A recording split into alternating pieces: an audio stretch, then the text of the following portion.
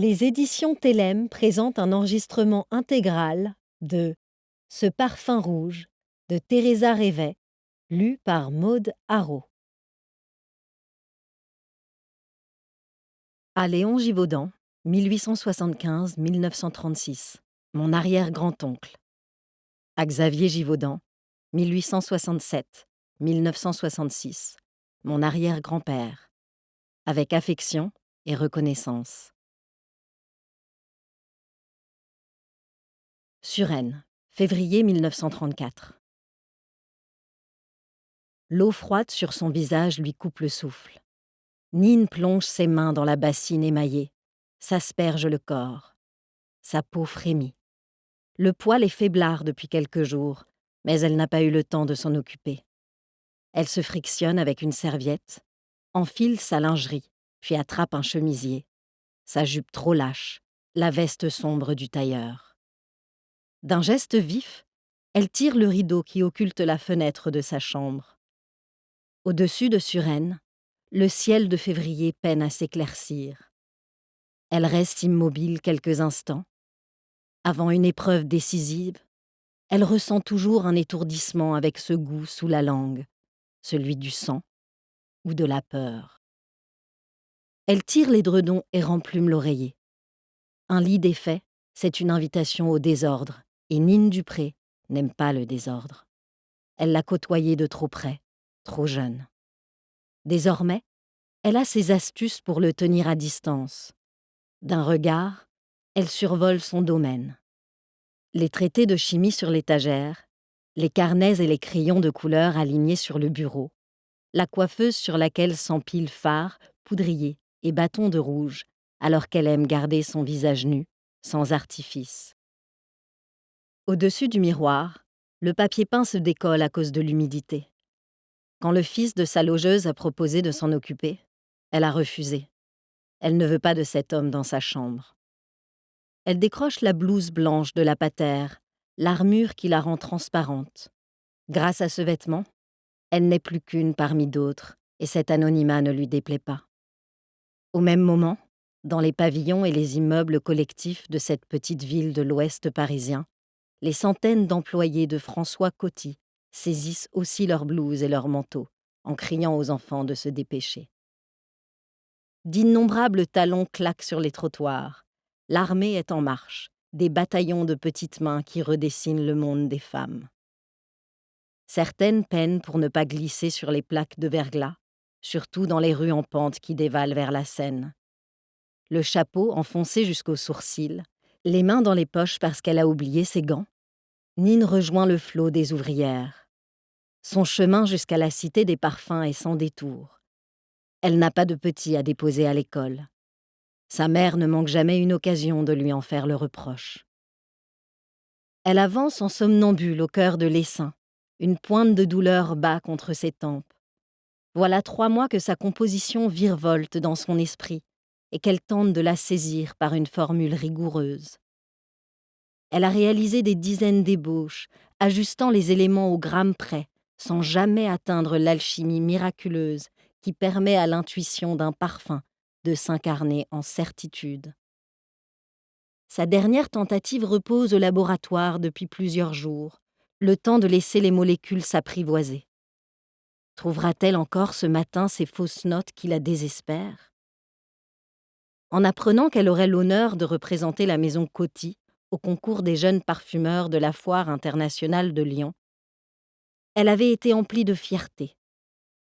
Un cadeau empoisonné, pense-t-elle à présent. Elle presse le pas. Ses talons dérapent sur les pavés et elle se rétablit d'un mouvement de reins qui arrache des sifflets d'admiration à des ouvriers du bâtiment. Le C majuscule de Coty s'étire sur le linteau de la porte à double battant, sous lequel elle se faufile, les épaules basses. Célèbre dans le monde entier, la signature du Corse qu'on surnomme le Napoléon de la parfumerie révèle son ambition.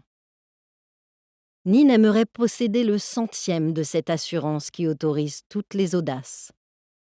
Voilà 3 ans qu'elle est entrée chez lui, un diplôme d'ingénieur chimiste en poche, et rien n'y fait. Elle a encore l'impression d'enfiler sa blouse pour la première fois. Dans la cour intérieure, les voix résonnent entre les bâtiments en briques. On s'interpelle en se rendant aux ateliers, mais personne ne s'arrête pour bavarder. Même si le patron dirige son univers depuis son château de Longchamp, son ombre plane. François Coty n'a pas besoin d'être présent pour avoir l'œil à tout. On respecte ce visionnaire autant qu'on craint son autorité. Il a le verbe haut, cinglant, le propre des bâtisseurs d'empire. « Tu gênes, jolie demoiselle, en avant !» Jean-Baptiste, le jeune préparateur au visage dévoré de taches de son, la saisit par le bras. Nine s'est arrêtée au beau milieu des marches, perdue dans ses pensées. Elle se laisse entraîner vers les vestiaires en silence. De toute manière, Jean-Baptiste parle pour deux. Un enthousiasme dont il ne se départit jamais, alors qu'il règne une tension palpable dans l'entreprise, à l'image de celle du pays. Aussi bien dans les cafés populaires de Suresnes que sous les lambris des salons parisiens, on ne parle que de crise économique et de chômage, de scandales financiers et de corruption. Nine dénoue son écharpe. Certains porte-manteaux sont vides. Chez Coty comme ailleurs, on licencie du personnel pour comprimer les coûts.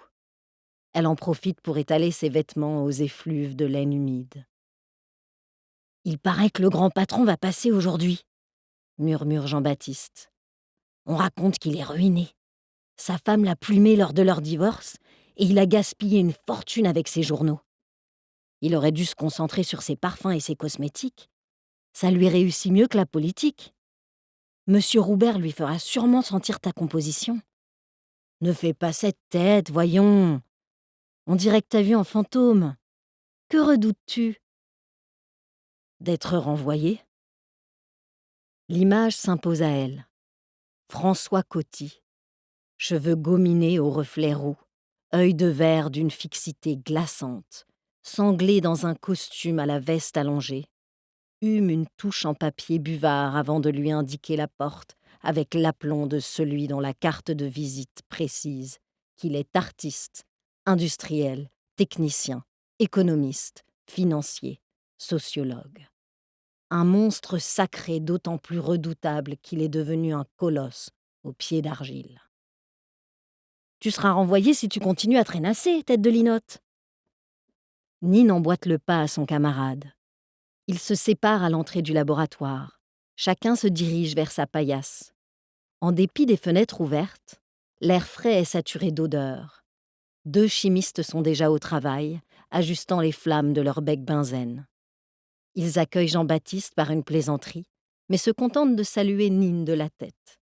Ni l'un ni l'autre n'ont apprécié que le directeur technique Vincent Roubert la choisisse pour participer au concours, marmonnant qu'on le savait sensible à la jante féminine.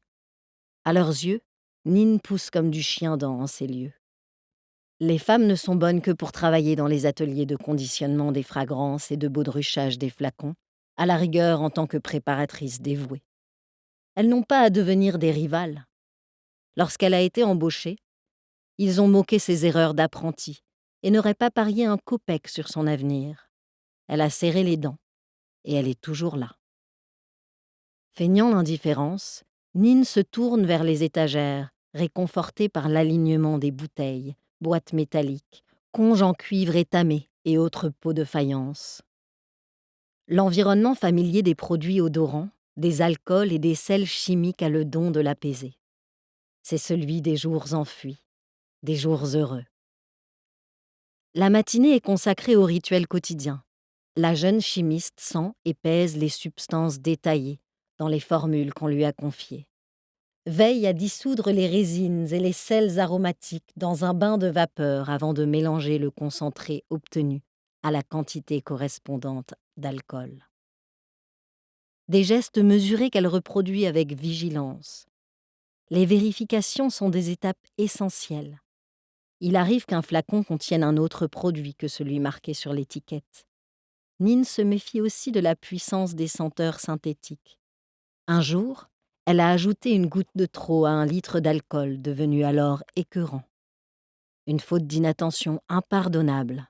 « On ne jette pas l'argent par les fenêtres, mademoiselle !» avait tonné le directeur.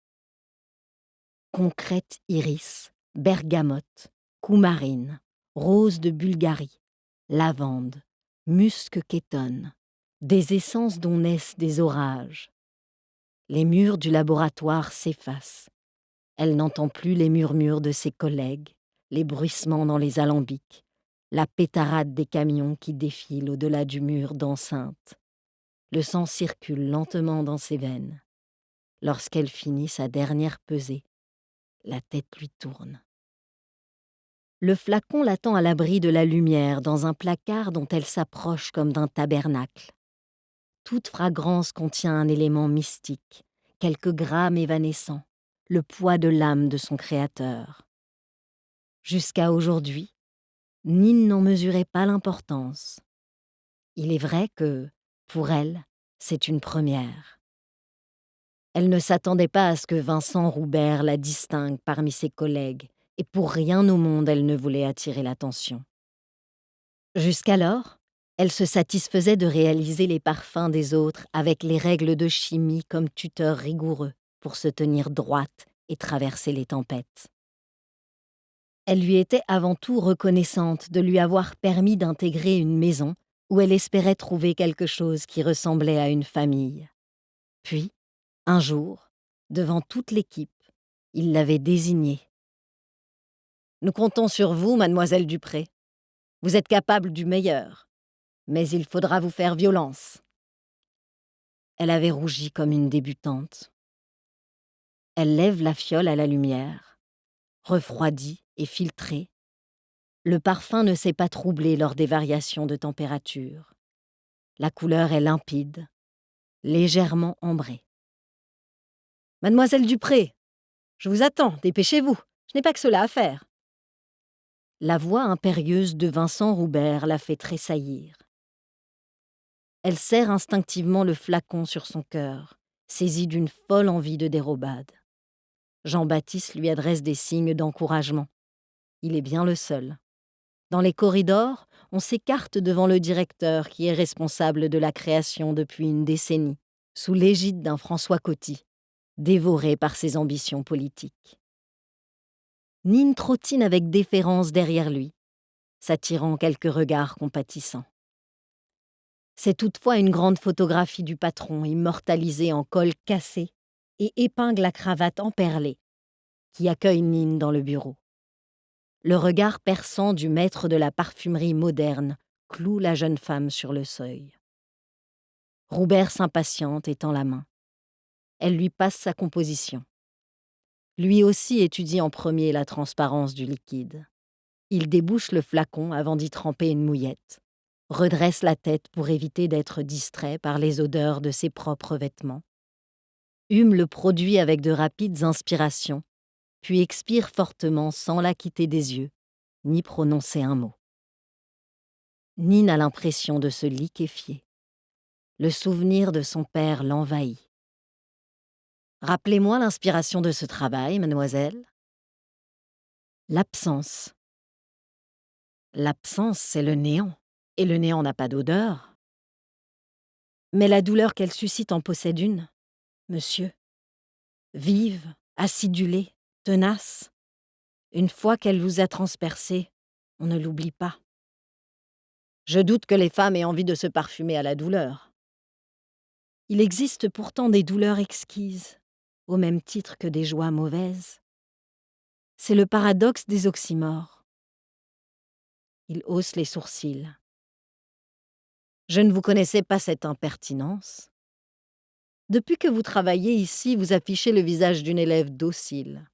Les méchantes langues diraient même ennuyeuse.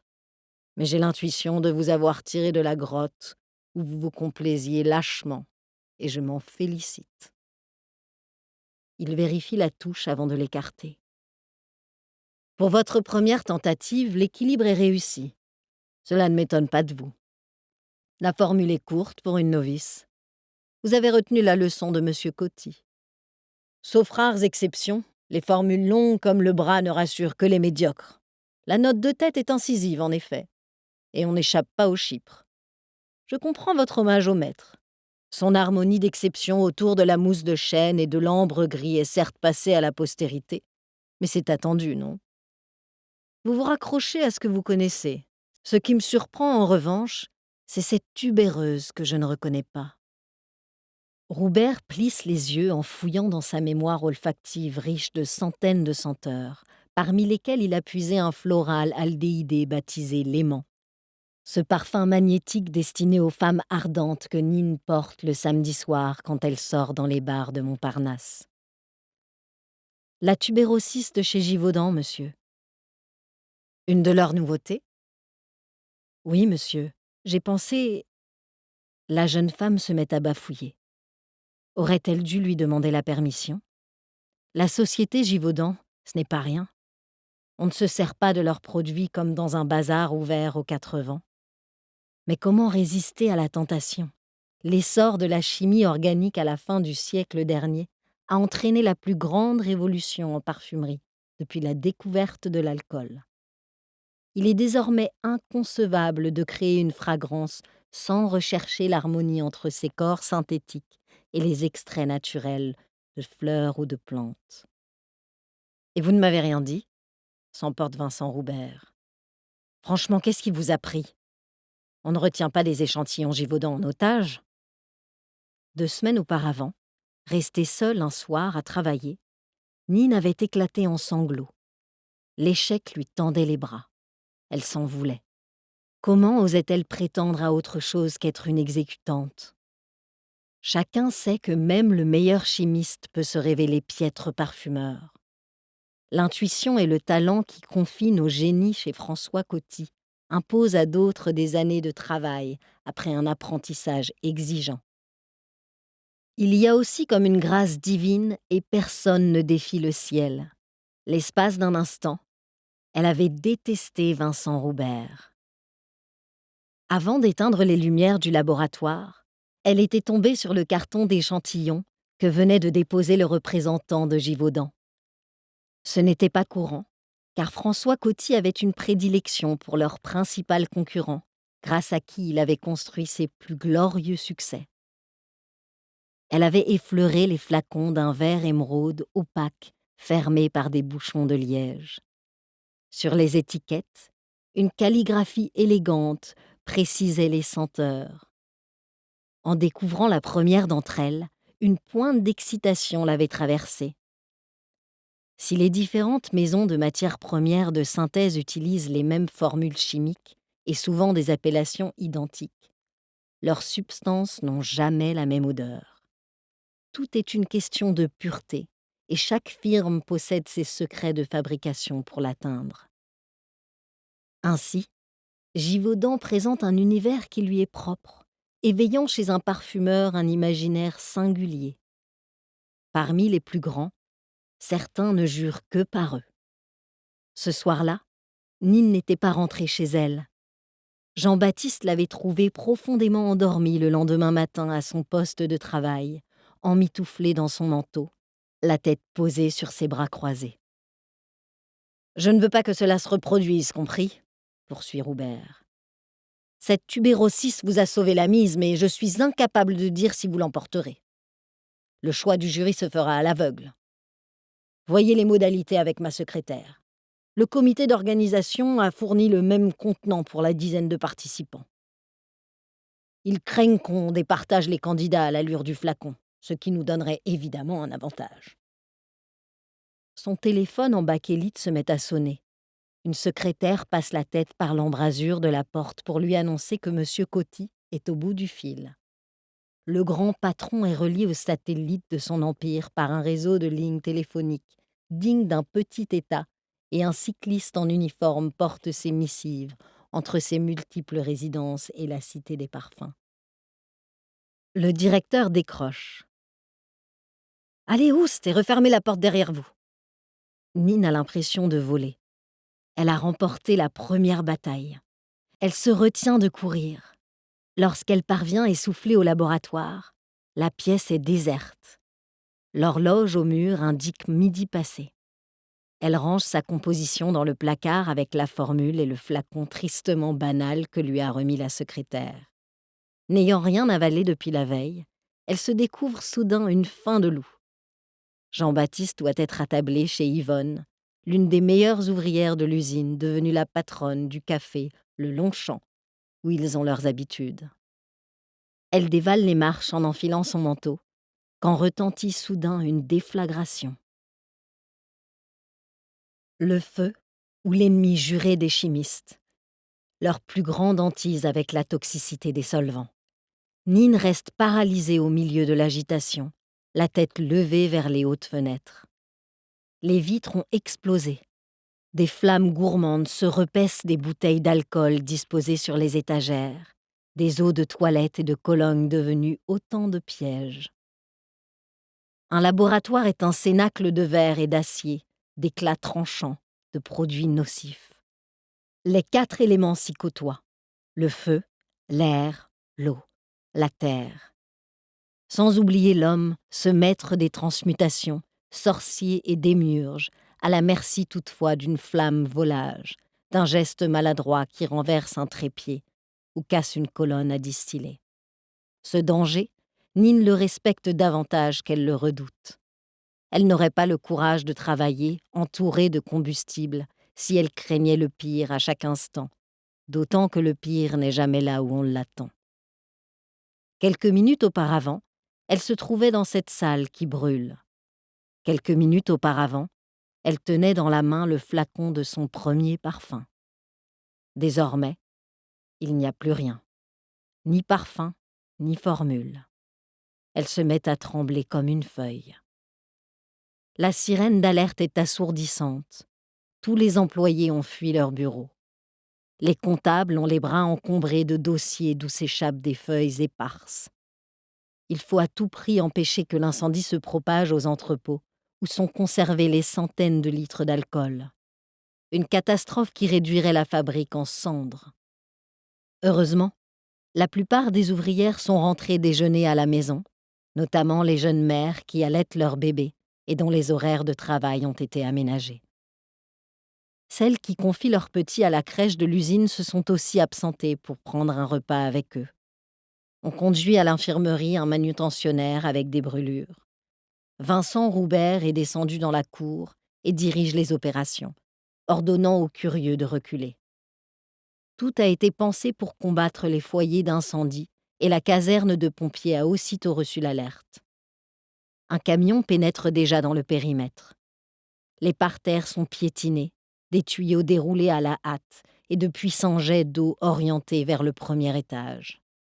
« Crénon, Nin, tu n'as rien ?»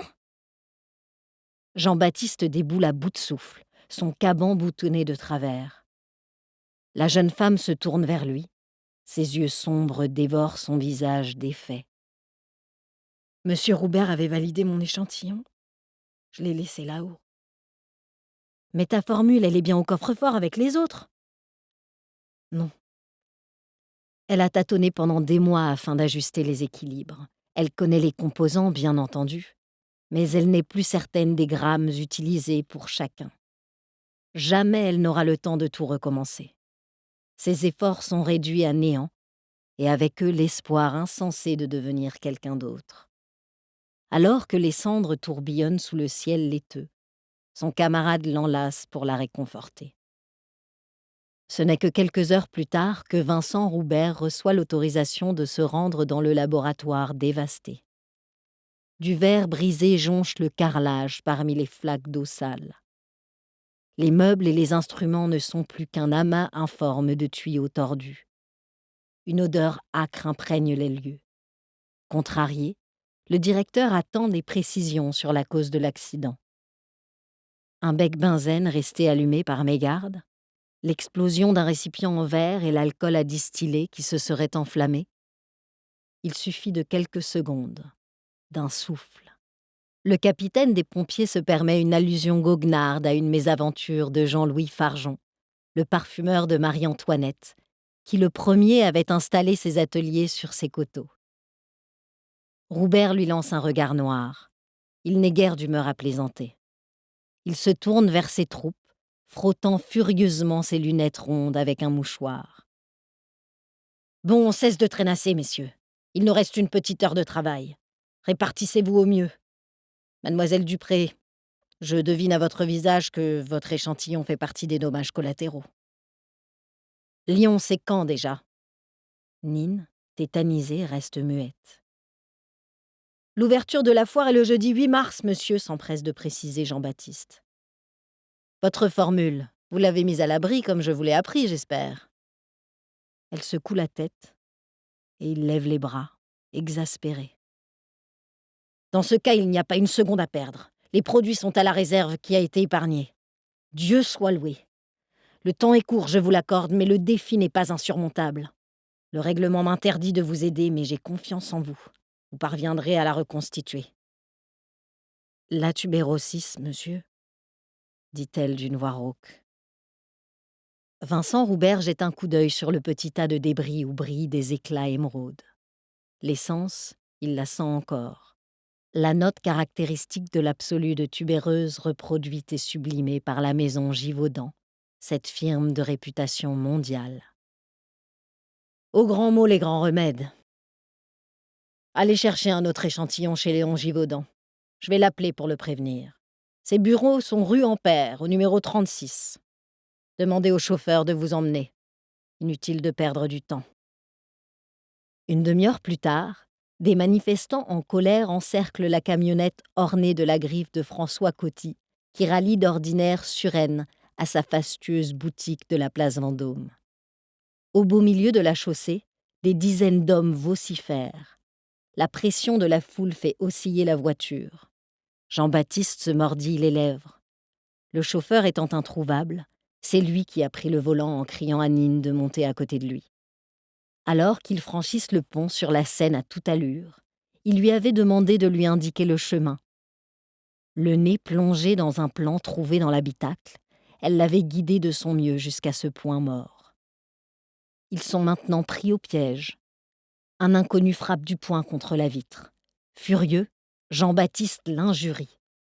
Nine lui agrippe le bras, le suppliant de se taire. Un peu plus haut, des cars de police se mettent en travers de la route. « Pourquoi ces crétins ne nous laissent-ils pas passer ?» s'emporte-t-il. « On ne va tout de même pas s'en prendre à la chambre !» Si, justement. Je l'ai lu dans le journal, ces gens-là veulent renverser la République. Quand on m'emmerde, moi aussi je veux renverser la République. Tu n'es pas un ancien combattant trahi par des politiciens corrompus. Mon père est mort comme un chien au chemin des dames. J'ai toutes les raisons d'en vouloir à la terre entière. Un peloton de gardes mobiles remonte la file de voitures au petit trot. Des fers de leurs chevaux arrachent des étincelles au pavé. Je continue à pied. Pas question, Nine, c'est trop dangereux. Ce n'est plus très loin, quelques rues après la place. Je t'attendrai là-bas. Dieu sait combien de temps je vais rester coincé ici. Je ne peux pas abandonner la camionnette, monsieur Roubert me tuerait. Il vaut mieux que tu rentres directement chez toi après ton rendez-vous. Mais fais attention, je t'en supplie. Nine se penche pour embrasser son ami sur la joue, puis ouvre la portière. Les vociférations montent d'un cran. La tête rentrée dans les épaules, elle se fraye un passage jusqu'au trottoir et longe les magasins dont les rideaux de fer ont été baissés. En prévision de l'émeute, on a retiré les grilles qui protègent les troncs des arbres et débarrassé tout ce qui pouvait servir de projectile. Des pancartes sur les cafés annoncent la couleur. Le 6 février, nous ne servirons ni les politiciens, ni le gouvernement. Depuis le soi-disant suicide en janvier d'un maître escroc répondant au nom d'Alexandre Stavisky, ces rassemblements enflamment le pays. La République est ébranlée tant l'affaire se révèle crapuleuse. Un détournement des économies de petits épargnants, matiné de faux bons bancaires, de policiers véreux, de magistrats indélicats et d'hommes politiques au comportement si condamnable qu'ils ont entraîné la chute du gouvernement radical socialiste quelques jours auparavant. Une dizaine de réfractaires surgissent d'un bistrot en brandissant des chaises. « À bas les voleurs! À bas les assassins! Les métèques dehors !» Ils se ruent vers un cordon de policiers armés de matraques, leurs képis plantés bas sur le front. Heurté dans le dos, Nine est projeté contre un immeuble. Des points noirs dansent devant ses yeux. Jean-Baptiste a raison. C'est trop dangereux. Mieux vaut rebrousser chemin. Mais alors qu'elle tente de faire demi-tour, le tourbillon des protestataires l'en empêche. les clameurs et le fracas des vitres brisées attisent d'anciens cauchemars. Un bref instant, elle croit entendre les coups de feu des bolcheviks et respirer les émanations des maisons en bois moscovites qu'ils pillent et incendient. La nausée aux lèvres, elle se plaque contre un mur en tentant de se raisonner. Elle n'est plus une enfant, voyons. Ce n'est pas la révolution russe. Personne ne veut la tuer. Elle reprend son errance, essaye de discerner les numéros de la rue Ampère, tandis que le crépuscule descend, sans que les becs de gaz ne soient encore allumés. « Mademoiselle, vous êtes Nine Dupré ?» Un inconnu la saisit aux épaules. « C'est bien vous qui venez de la part de Vincent Roubert. » Elle s'accroche au regard qui fouille le sien. Acquiesce. « Dieu soit loué, je vous cherchais. Suivez-moi, vous alliez dans une fausse direction. » Comme elle chancelle, l'inconnu glisse un bras autour de sa taille pour lui faire traverser la rue. De l'autre, il écarte les passants. Quelque peu hébétée, Nine songe que cet homme d'un certain âge, sans manteau et tête nue, risque de prendre froid à cause d'elle. Une concierge, l'air inquiet, monte la garde près d'une imposante porte d'entrée. « Vous l'avez trouvé, monsieur Givaudan ? À la bonne heure ! Ah mon Dieu, mais c'est qu'elle saigne, la petite !» Nine porte la main à son front, le sang sur ses doigts, comme autrefois. « Ce n'est rien », les rassure-t-elle d'une voix blanche. « Je vous trouve bien courageuse, » bougonne Léon Givaudan. « J'ai chapitré Roubert quand j'ai su qu'il vous avait envoyé ici. On était pourtant prévenu que la soirée allait être difficile. À croire qu'à Suresnes, vous vivez dans un autre monde. » Il lui prend son manteau. Puis, une secrétaire l'emmène se rafraîchir et lui apporte du désinfectant. Nine soigne de son mieux sa pommette tuméfiée, passe ses doigts dans ses cheveux ébouriffés. Elle a le teint blême, des cernes, les lèvres pâles. Lorsqu'elle revient enfin dans le bureau de Léon Givaudan, les lampes allumées réchauffent les bois laqués et les reliures en maroquin dans la bibliothèque. Dehors, la nuit est tombée sur Paris. Un alcool blanc est posé sur un guéridon en bronze. Vodka.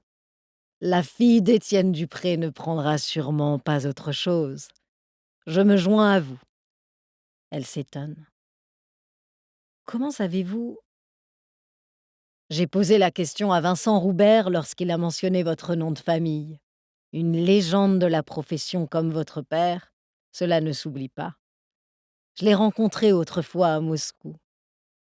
Il était l'une des personnalités les plus brillantes de la colonie française. Je suis honorée de faire votre connaissance, mademoiselle. Quand Nine saisit le verre à facettes, sa main tremble. Léon Givaudan l'observe d'un regard gris bienveillant. Sous la moustache poivre et sel, ses lèvres esquissent un sourire comme s'il cherchait à la rassurer. Le cœur de Nine se dilate. Un élan qu'elle n'a pas ressenti depuis longtemps réveille en elle la petite fille tempétueuse. Le désarroi de cette épouvantable journée se dissipe. Elle se surprend à redresser les épaules. « Za vache zdarovie !»« À la vôtre !» Ils vident leur verre d'un trait.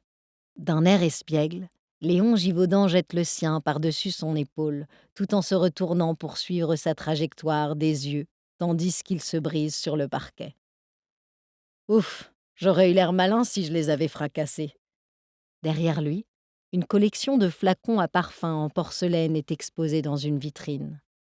Nine s'en approche pour en examiner les personnages, Cupidon ou grotesques de la comédie italienne, musiciens et bergères, mais aussi les singes facétieux et les oiseaux de paradis. Des étuis en galucha voisinent avec des vinaigrettes, des boîtes à mouches et des nécessaires de poche en écaille. Ça et là brillent les résilles filigranées en or qui enserrent des écrins de cristal. L'insouciance, la poésie, la coquetterie du XVIIIe siècle. De charmants petits riens. Comme cet homme aime l'allégresse, songe Nine. Léon Givaudan est assis à son bureau, jambes étendues, chevilles croisées. Les ailes de son nœud papillon se détachent contre son col blanc amidonné à l'ancienne. Nine a retiré ses chaussures pour se blottir dans le fauteuil. Voilà 2 heures qu'ils discutent à bâtons rompus, comme s'ils se connaissaient depuis toujours. Lui n'a pas d'enfant, elle n'a plus de père. Ces deux-là se sont trouvés par un crépuscule de soir d'émeute. À quelques encablures à vol d'oiseau, des manifestants érigent des barricades, lancent des projectiles sur les gardiens de la paix, tranchent les jarrets des chevaux de la garde. D'anciens combattants appartenant aux ligues nationalistes s'élancent à l'assaut de la Chambre des députés. Pris de panique, les gardes mobiles tirent à bout portant sur la foule. Le sang coule sur les pavés de la capitale comme jamais depuis la Commune. À la lueur des torches, la République tangue tel un bateau ivre. Léon a tiré les rideaux de velours pour éteindre la nuit. Selon les recommandations diffusées par le poste TSF, il n'est pas prudent de sortir. On conseille de patienter à l'abri. Drôle de défi pour quelqu'un qui a plutôt l'habitude d'aller vite et d'aller loin. Prendre le temps, c'est tellement contraire à son tempérament. Enfant, déjà, il dévalait à la tête de ses camarades les pentes de la Croix-Rousse pour se rendre à l'école. Combien de fois s'est-il écorché les genoux en dérapant sur les marches? En 1895, il a fondé sa société alors qu'il n'avait pas encore atteint l'âge de la majorité. Selon le Code civil, il n'avait même pas le droit de vote. Ils étaient 2, avec son frère aîné, à se lancer dans l'aventure, complices et solidaires. Mais c'était bien lui, le garçon de 20 ans, aux rêves plein la tête, qui n'avait peur de rien. Un brin nerveux, il fait tourner le verre entre ses doigts. En d'autres circonstances, il serait allé prendre le pouls de la ville, place de la Concorde. Il préfère toujours se forger sa propre opinion. On lui reconnaît une prescience intuitive des êtres et cette qualité n'est pas pour rien dans sa remarquable réussite. Il choisit ses collaborateurs et ses clients avec la même sagacité. Mais il reste sagement calfeutré dans son bureau de réception, à observer du coin de l'œil cette jeune femme qu'il n'attendait pas. Nine Dupré flotte dans un tailleur dont la coupe laisse à désirer. Les traits affirmés de son visage offrent un équilibre de beauté romane. Nul cosmétique pour les sublimer ou les déguiser. Elle est vulnérable, sa sincérité d'autant plus désarmante que son regard trahit ses tourments. Elle redoute la violence de la rue, et il veut lui épargner d'y être à nouveau confronté. Il a remarqué le bleu qui se dessine peu à peu sur sa pommette et ce frémissement à l'évocation de son père disparu. Lui aussi a perdu le sien alors qu'il n'était encore qu'un enfant. Il ne la connaît pas, et pourtant, il comprend ses silences. Quel âge pouvait-elle avoir lorsqu'il a rencontré Étienne Dupré en 1910 ? 2, 3 ans. Il se rappelle un homme au profil aquilin, le crâne poli comme un marbre que soulignaient d'imposants favoris, sa nature méfiante qu'il déguisait sous une affabilité pointilleuse. Sa luxueuse parfumerie de la rue du Pont des Maréchaux, à Moscou, ne désemplissait pas. Léon était loin d'être le seul à faire ce voyage devenu incontournable depuis le milieu du XIXe siècle. L'aristocratie russe parlait le français jusque dans ses rêves et la France offrait à l'Empire la quintessence de ses artisans et industriels d'excellence. Joailliers, parfumeurs, soyeux, fourreurs, modistes venaient s'établir sans crainte, assurés de faire fortune. L'épouse et les filles adolescentes du tsar Nicolas II privilégiaient toutefois les bouquets impériaux de François Coty ou d'Ernest Beau, et le talentueux Étienne Dupré n'avait pas eu le temps de détrôner ses rivaux. Les Romanov étaient tombés sous les balles des révolutionnaires, les entreprises, les commerces et les demeures décorées d'œuvres d'art des expatriés français avaient été confisqués par le nouvel État. À discerner ce soir son sillage de flammes et de cendres, Léon a l'impression déconcertante que Nine Dupré emporte ce douloureux passé avec elle. « Je ne vous laisserai pas rentrer seul, n'ayez crainte. Mais peut-être seriez-vous plus rassuré de dormir chez votre mère plutôt qu'à Suresnes. La solitude, je connais bien. C'est une fausse amie. Nine a perdu la notion du temps. Elle se laisse bercer par cette voix à l'intonation singulière, grave et légère à la fois. Or, le chagrin qu'elle y décèle la surprend. Les hommes qu'elle connaît sont avares en confidence. Elle interroge Léon du regard. Mon épouse est décédée il y a bientôt 5 ans. Notre appartement m'était devenu insupportable. Je pensais trouver une certaine consolation en déménageant à Neuilly avec vue sur le bois. Mais chaque soir, à mon retour du bureau, les branches que je vois par mes fenêtres sont nues et je n'ai personne à qui parler. Je n'entends que ma plume qui griffe mon papier à lettres. J'écris comme on braise des brise-lames, pour faire barrage au silence. Ce ne sont pas les murs qui conservent notre désarroi, mais les replis de notre cœur, n'est-ce pas? Et un cœur, hélas, on l'emporte partout avec soi. Anne-Marie et lui, quelques années de mariage seulement, des poussières au regard d'une vie. Il n'était plus si jeune lorsqu'ils s'étaient enfin trouvés. Elle lui avait redonné goût à la connivence, à un avenir dessiné à 4 mains. Il l'avait tant aimé pour cette espérance. Et cette douceur, si différente de la passion de sa première union, lorsqu'il s'était élancé du haut de la falaise avec une femme que les convenances lui interdisaient d'épouser, une Américaine divorcée à laquelle il n'avait pas résisté, qu'il avait imposée envers et contre tout. Mais ce mariage-là s'était tenu à Londres, tellement loin des siens. 12 années tumultueuses et l'échec d'un divorce. Il est plusieurs vies dans une vie. Léon Givaudan en est persuadé.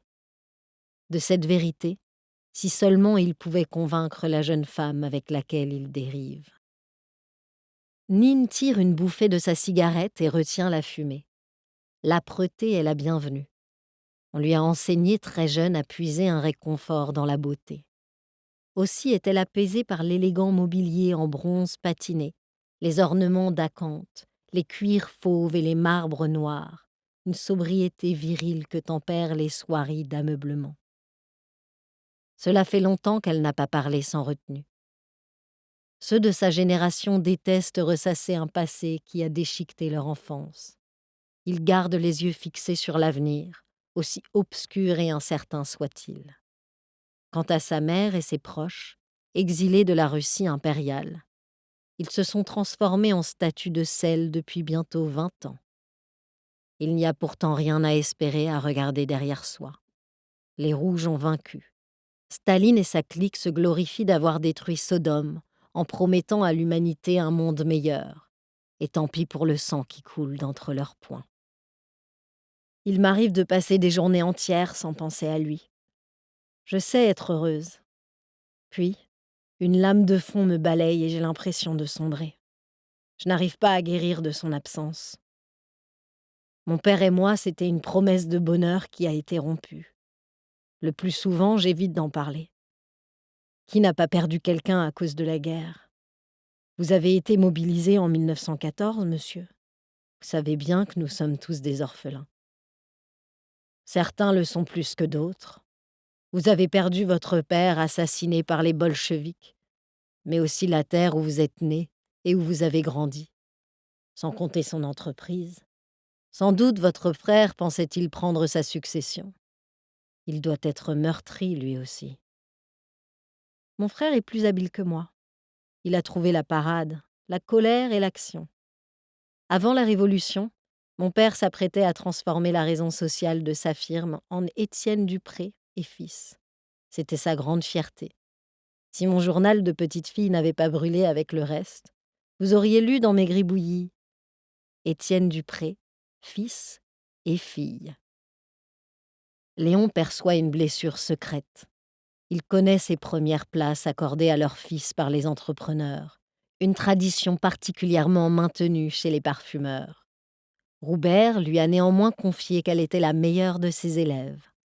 Lors des exercices olfactifs qu'il leur impose une fois par semaine en leur demandant d'identifier une quinzaine de matières premières, elle se trompe bien moins souvent que les autres, et il ne lui faut qu'une dizaine d'essais pour reproduire un modèle de parfum, là où ses jeunes confrères s'y reprennent à 20 fois. J'ai peur de ne pas arriver à recomposer la formule à temps, murmure-t-elle. Je ne suis pas sûre des proportions. Il ouvre un tiroir dont il sort un flacon de tubérosis. Dans le doute, forcez la note. Les meilleurs parfums sont ceux de l'excès. Nin sait que François Coty ne le contredirait pas. S'il ne fut pas le premier parfumeur à utiliser des produits de synthèse, il fut le premier d'entre eux à ne pas redouter leur puissance et à oser célébrer leur insolente modernité. L'excès, ironise-t-elle. Faut-il donc être un révolutionnaire pour réussir dans la vie? L'outrance n'apporte que désolation. Je suis quelqu'un de l'ombre et du silence. Léon ne se hasarde pas à la contredire, mais ce n'est pas ce qu'il perçoit de son tempérament. Où est l'enfant qui notait ses aspirations dans son journal?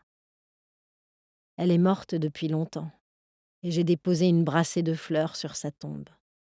Pourtant, cet enfant-là a été choisi pour représenter la maison de mon ami François Coty lors du prestigieux concours des jeunes parfumeurs. Vincent Roubert m'a dit que c'était votre première composition. Je suis flattée que nos créations vous aient inspiré. J'espère que ce sera le début d'une belle histoire entre nous. Elle lui lance un regard suspicieux. La maison Givaudan est encensée de par le monde pour la qualité constante et la pureté olfactive de ses productions, toujours à la pointe de l'avant-garde. En quoi pourrait-elle apporter une pierre à cet édifice déjà notoire? Les parfumeurs qui vous sont fidèles disent que vous portez chance. Vous m'en voyez ravie. Disons que c'est surtout une question de loyauté et de confiance entre eux et nous autres, fabricants de matières premières. Vous le comprendrez en grandissant, chère Nine, car vous devez encore grandir. Comme j'ai l'âge d'être votre père, je me permets cette familiarité. Mais vous avez raison, la chance n'est pas un élément à négliger. Mon frère considère que nous lui sommes redevables pour l'essor rapide de notre affaire. Personne ne pense que votre réussite est due à la chance. Il faut aussi de la témérité, c'est vrai. Elle seule permet l'innovation. Voilà pourquoi la fortune vous sourira. Peut-être même dès le mois prochain. Nine déplie ses jambes et se penche pour enfiler ses chaussures. C'est malheureusement une qualité qui lui est étrangère. Elle a peur de son ombre et Vincent Roubert lui a forcé la main. Elle n'a même pas eu le courage de refuser de prendre le risque de le ridiculiser. Vous a-t-on dit que j'étais le président du jury cette année? Non, je l'ignorais, fait-elle, le rouge aux joues. Lyon est ma ville natale. Je n'y habite plus, hélas, mais elle demeure très chère à mon cœur. Mon frère et moi y possédons des manufactures de produits chimiques et pharmaceutiques. Le feu ne nous a pas épargnés non plus. Le dernier incendie a ravagé 2 bâtiments de 600 mètres carrés et fait exploser 6 dépôts d'alcool. C'était il y a 3 ans. Aucune victime à déplorer, heureusement. Nous avons rebâti sans attendre, comme toutes les fois précédentes. Après chaque destruction, chaque échec, nous avons toujours rebâti, en mieux. En lui remettant le flacon, il retient sa main entre les siennes. Lyon a fait de mes frères et moi ce que nous sommes. Elle est le berceau de notre inspiration. Xavier, Claudius et moi, nous lui devons tout. Vous verrez, c'est une ville qui vous enseigne l'audace. Elle regrette d'être venue avant que ses contusions se soient résorbées, mais elle rend visite à sa mère 1 fois par semaine, qu'il vente ou qu'il neige. Un manquement l'aurait inquiétée, et Nine cherche à lui éviter toute anxiété. Son frère s'en charge pour 2. Où vas-tu habiter? 1 semaine toute seule dans une ville de province que tu ne connais pas? C'est beaucoup. Pourquoi veulent-ils que tu passes autant de temps là-bas? Dis-leur que tu refuses. Sophie Dupré s'active autour du samovar pour préparer le thé. Ses omoplates pointent sous le châle que Nine lui a offert pour Noël. Des mèches grises s'échappent de son chignon enroulé à la hâte. Elle dépose une tasse en porcelaine devant sa fille, lui tend avec insistance une assiette de petits gâteaux rances. Lyon, ce n'est pas la jungle, maman. Ils ont l'eau courante et l'électricité. Même le téléphone, paraît-il. Ne te moque pas. J'ai des raisons de me faire du souci. Regarde-toi dans un miroir, ma pauvre chérie. Pour une fois, tu devrais t'arranger un peu. C'est idiot de travailler chez Coty sans en profiter. Dieu sait ce que les gens doivent penser. Nine mord dans un biscuit pour ne pas répondre. Sa mère est une artiste. Elle vernisse comme personne les coups de griffe qui égratignent le cœur. Un talent qui a pris son envol de façon inversement proportionnelle à son existence, qui s'est recroquevillé dans ce 3 pièces étriqué, bas de plafond, saturé de réminiscences de la Russie impériale, avec une vue imprenable sur une cour aveugle où un érable n'en finit pas de mourir. Sophie Dupré ou les regrets éternels. La femme de l'os, celle qui se retourne et se statufie. Dans le livre de la Genèse, l'os réussit à s'enfuir, une chance qui n'est pas donnée à tout le monde. Nine observe les mains tavelées, les veines qui courent sous la peau, l'alliance en or que retient un anneau de médiocre qualité pour l'empêcher de glisser de l'annulaire. Tassée dans son fauteuil, sa mère boit son thé noir comme s'il s'agissait d'un nectar. Le camé épinglé sur son col de chemise est de travers. Nine se retient de le redresser. Cette prisonnière volontaire n'échappera jamais au passé, et ses 2 enfants ne peuvent l'y abandonner sans la trahir. Dès son arrivée, Nine a remarqué ses lèvres pincées. Son frère a dû encore dépenser sa paye au jeu ou faire le coup de poing contre les communistes lors d'une manifestation. L'autre soir, il y a eu de nombreuses victimes à la Concorde. Alexandre appartient à la Ligue Solidarité française qui compte 2 morts et une vingtaine de blessés parmi ses rangs.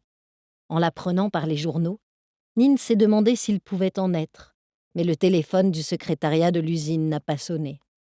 Elle a été rassurée car les mauvaises nouvelles n'attendent pas.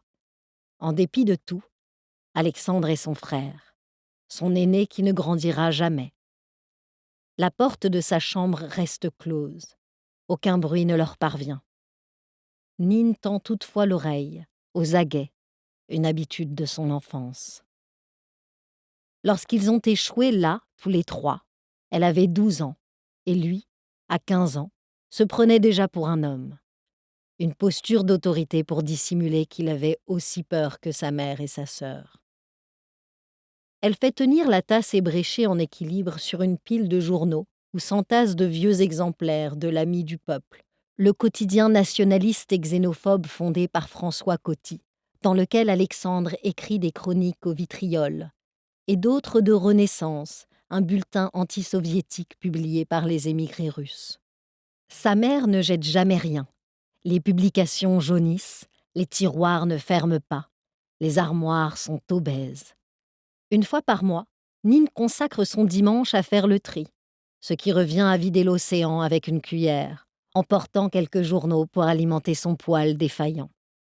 Bien qu'elle n'ait pas un sou vaillant, Sophie Dupré écume les brocantes de son quartier d'Auteuil et celles de Boulogne-Billancourt où les familles exilées se défont de leurs derniers oripeaux. Cette gardienne de la mémoire russe, sans une goutte de sang slave, reconstitue son passé confisqué avec les objets d'autrui. Modestes icônes, étoffes défraîchies, bougeoirs et lithographies de pacotille, petites cuillères en argent aux armoiries inconnues. Une somme de chagrins anonymes qui embaument ce tombeau avec leur senteur de lilas et de poussière blanche. Je suis envoyée à Lyon parce que je participe à un concours dédié aux jeunes parfumeurs. Sa mère relève brusquement la tête.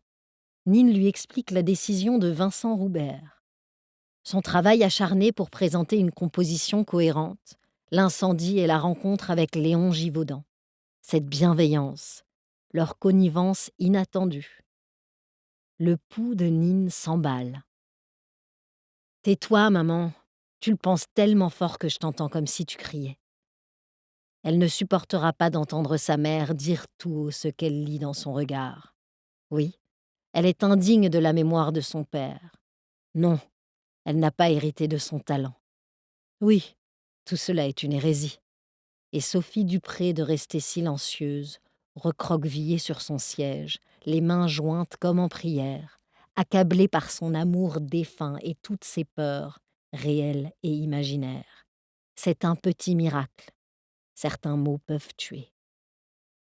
Les fenêtres disjointes laissent passer un filet d'air glacé, bien que Nine les ait calfeutrées avec du papier carton. À Moscou, les doubles vitres de leur demeure les protégeaient d'un froid autrement plus mordant. Sa mère resserre le châle autour de ses épaules. Nine étouffe, saisie de compassion. Elle la revoit épinglant ses cheveux avant d'enfiler sa robe noire pour aller travailler. Sa mère traversait la ville en tramway jusqu'à Montparnasse. Nine devait découvrir seulement bien plus tard qu'elle n'était pas l'assistante du directeur du restaurant La Closerie des Lilas, mais qu'elle passait ses soirées au sous-sol à assurer la propreté des lieux d'aisance. Et pourtant, aucune complicité n'est née de leur défaite. Au premier temps de la guerre, tout avait été presque facile. La France et la Russie étaient alliées. Bienfaitrice au comité des femmes de France de Moscou, Sophie Dupré veillait sur les soldats russes accueillis dans l'hôpital créé dans une dépendance de l'usine Dupré.